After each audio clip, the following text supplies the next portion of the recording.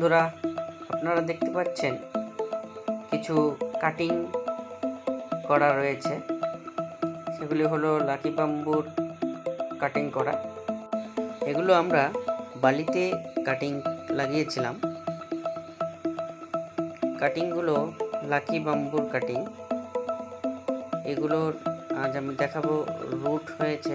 তো রুট হওয়ার পর আজ আমরা এগুলোকে পটিং করছি,